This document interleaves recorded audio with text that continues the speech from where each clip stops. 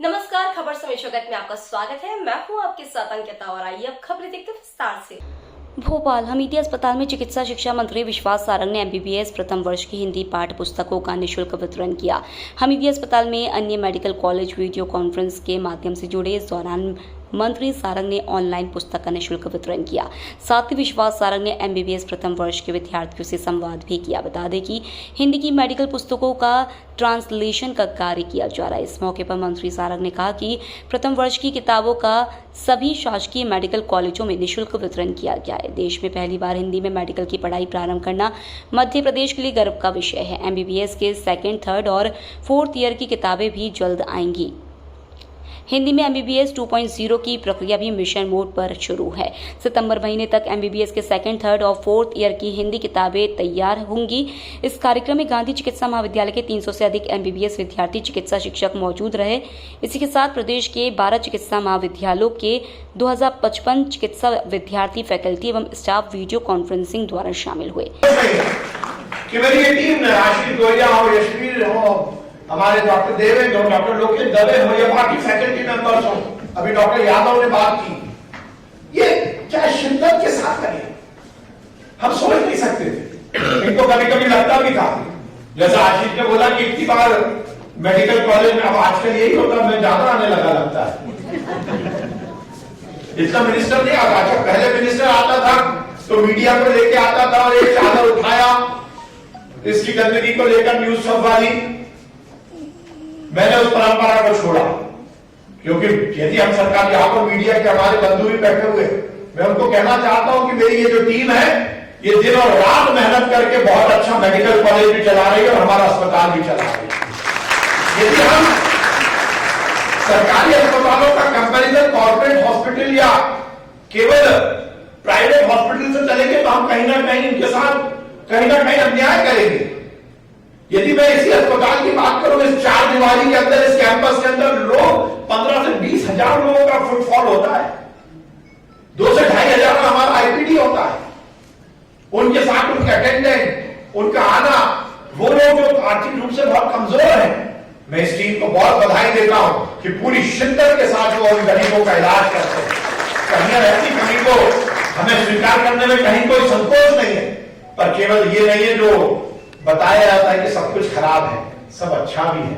और उसका जीता जागता उदाहरण है कि 75 साल में जो नहीं हो पाया, 4 महीने में मेरे मेडिकल कॉलेज की फैकल्टी मेंबर्स ने कर दिखाया। एक चुनौती थी, एक बड़ा आंदोलन था, एक बड़ा मिशन था और उसको हमने पूरा किया और हम देश के पहले राज्य बने। मैं इन सबको बहुत बधाई देना चाहता हूं। डीन साहब, हमारे दोनों सुपरिटेंडेंट, हमारे डॉक्टर दवे साहब, यहां पर उपस्थित सभी फैकल्टी मेंबर्स, पत्रकार बंधुओं और स्टूडेंट्स, देखिए, जब अपना कोई विचार मूर्त रूप लेता है तो उसकी प्रसन्नता शब्दों में व्यक्त नहीं की जा सकती।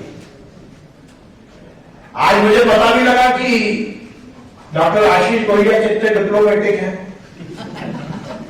इन्होंने अनवर का किसका गाना सुनाया। मैं तो समझता था कि मेरी टीम में मेरी बात को सबसे तेजी से ग्रहण करने वाला यही व्यक्ति है, पर इन्होंने बताया कि ये भी अपने आप को फंसा हुआ, दबा हुआ, पीड़ित सा महसूस कर रहे थे।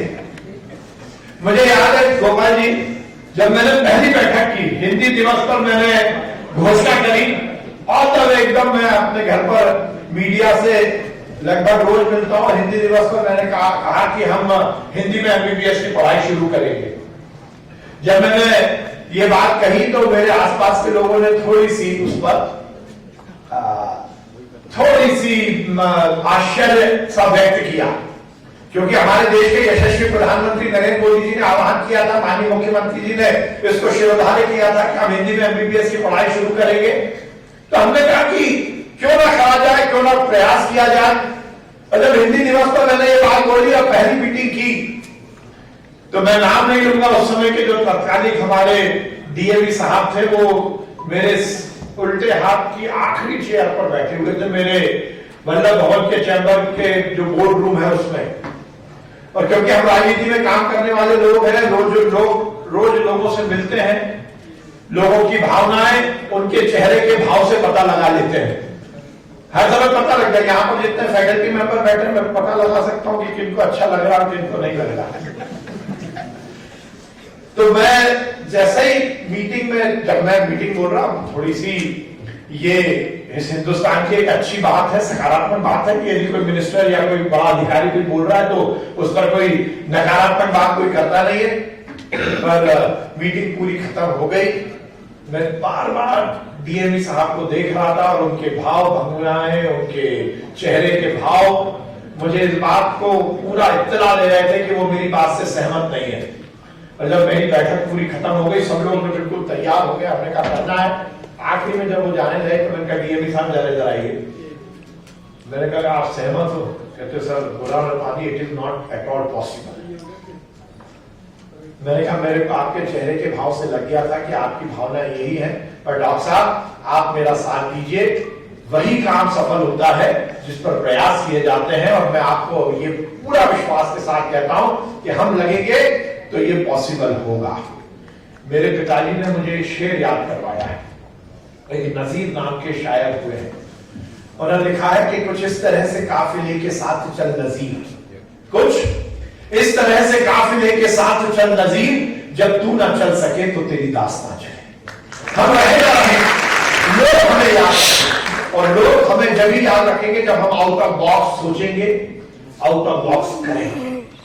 और मुझे इस बात की प्रसन्नता है कि जिस पहली मीटिंग की समीक्षा में या उसके बाद मेरे सबसे बड़े इस अभियान की कड़ी के एक डॉक्टर ने मुझसे बोला था कि it is not at all possible, और उन्होंने मेहनत की, उनकी पूरी टीम ने मेहनत की, मेरे सभी लोगों ने मेहनत की, और हमने वो काम करके दिखा दिया जिसकी चर्चा होती थी 75 साल तक, और हमने 4 महीने में वो काम मूर्त रूप कर दिया, और हम पहले राज्य बने देश के जिसने हिंदी में एमबीबीएस की पढ़ाई शुरू की।